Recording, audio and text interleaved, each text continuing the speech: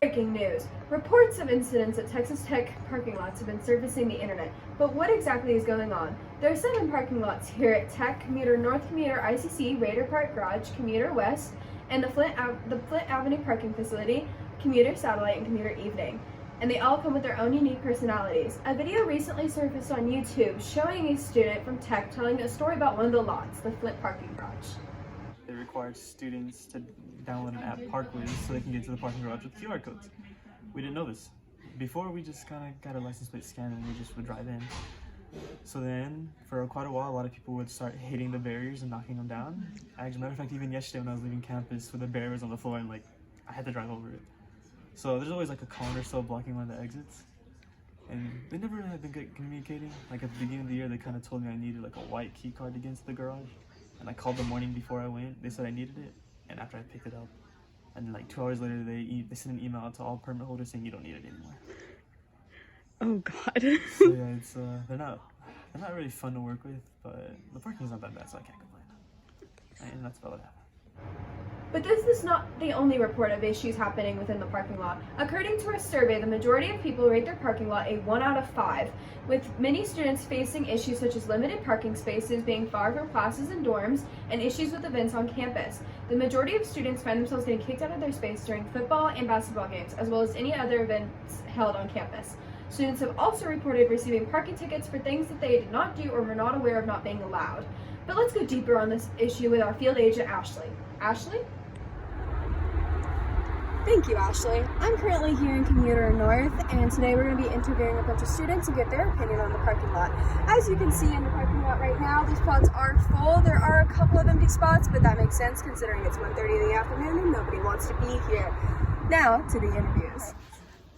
Today I am here with Robert, a sophomore at Texas Tech who uses the Flint parking garage. Hi, Robert. Oh, Ashley.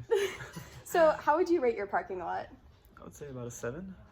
That's fair. Do you have any troubles or issues with your parking lot? Not really. The only really issues that I have is kind of more of the communication, but other than that, the finding a spot isn't that bad. That's good. I'm glad. Do you ever have to adjust your schedule to go to the parking lot, like maybe getting to classes early? Yes. Since I do live in town, I kind of live a little bit away, so usually when I have let's say an 8 a.m., I have to wake up an hour and a half before. Oh God, I could never. Going along with that, do you ever get kicked out because of sporting events or other events hosted by Tech? It's yeah, usually. I've only ever tried to go to a football game once, and at the time I didn't know that they didn't allow permit holders to go into the parking garage, so I found it the hard way. Oh no. Have you gotten any other tickets from parking services? No. That's good. And then if you could recommend anything to parking services, what would you say?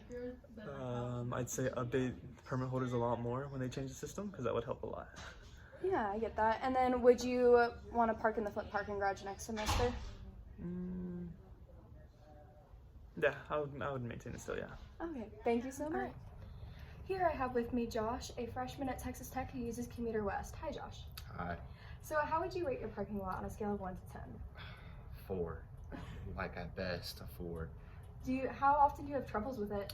Well, really, it's just a big inconvenience. Every day, if I ever want to leave, I have to either ride a Lime scooter or walk 10 to 15 minutes from my dorm to it. So, yeah, every day, really, I think. Do you have any issues ever trying to get a space?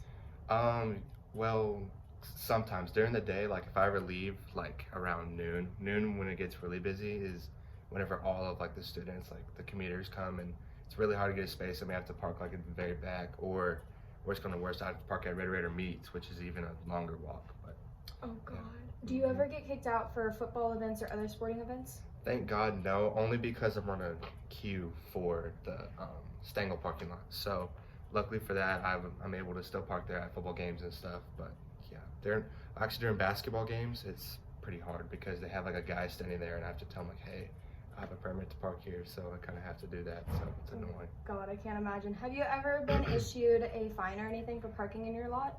A lot of warnings. It was mainly during move-in week. I didn't even realize that I had to buy a parking pass, which learned from me because I had no idea. And whenever I got there, I was talking to my roommate, it's dude, I've gotten all these warning emails. It was do you have a parking pass? I was like, parking pass? I have to get a parking pass? And he was laughing at me, and I just had no idea. So yeah, I have gotten warnings, but nothing else besides that. Oh man, no, I can't even imagine. if you could tell anything the parking services have them fix anything, what would it be? I think honestly they should lower the price because I'm paying the same to park over there than I would at Stengel, and it's a big inconvenience at that too. And I think that like people who live in Stengel should automatically get a pass. That's just me personally, but they may think otherwise. But yeah, that's really it, I think. Do you ever have to adjust your schedule, like getting to classes early because of parking? Well, I really just have to adjust my schedule of like if I ever want to leave campus. Like getting to class is just an easy walk from Stengel, but if I ever want to hang out with my friends, I'm like, hey, like give me another 20 minutes because I gotta walk. So just that 20-minute cushion, having to adjust to that, and that's really all I have to change. No, I understand that. Even with dorm parking, it's pretty atrocious. Right. Would you be willing to park in your lot next year, or would you try and get a different space? Well, I know next semester I'm on a queue for Stengel lot, but I know next semester I think I'll just have to park at a commuter spot unless I get super early and happen to buy like buy a dorm parking, but I would really not want to park there, kid. No, me neither. Well, thank you. And we're back. We have now moved to the Flint parking garage. As you can see, one of the spots where people are allowed to pay for parking and have parking permits. We're currently on the 4th floor where visitors can pay to park. This is actually one of the only areas where students do not get kicked out of their parking spots for any events like sporting events like football or basketball. And yet, it still doesn't work. So what is the solution to this problem?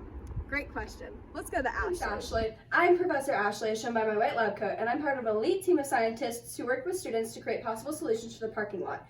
Now, the obvious solution would be adding more parking spots, but let's be honest, that's never going to happen. So, the next solution, taking out the curbs. These curbs are unnecessary. They're disgusting. They need to go. So, taking them out would help relieve a lot of the stress. Students with white Jeeps would not run over them, and you could actually put more parking spots in there. The next solution, bus stops. There's only one bus stop, and it goes to Commuter North. There's 7 lots. That's inconvenient. So adding more bus stops would alleviate a lot of the stress and would actually help students whose classes are very far away. So instead of walking 15 minutes, they can take a 5-minute bus ride. The next one, parking on the weekends. A lot of people get kicked out of their lots on the weekends and aren't able to park. It's easy solution, open the parking lot. It's not hard. I don't understand why it's not opened, but it's not.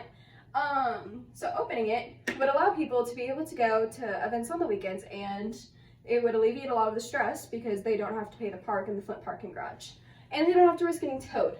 The 4th and final thing, let them park during sporting events. Please, for the love of God. I understand, maybe not Commuter North because that's the parking lot for the stadium and the tailgating events, but at least open a parking lot for the tailgating kids so they don't have to pay $10 parking every time they want to go to a football game or basketball game. And make sure to give them notices, please, so that they don't get unnecessary fines, because then they just have to go through the whole appeal process. Thank you. Thank you, Ashley. Perhaps now students will be more informed on the various commuter lots Texas Tech offers, and maybe we'll see some changes. Now to the next story. Do we really need finals, or are they just there to make students cry? And will Doja's cat's name stay as fart on Twitter, or will Elon finally let her change it?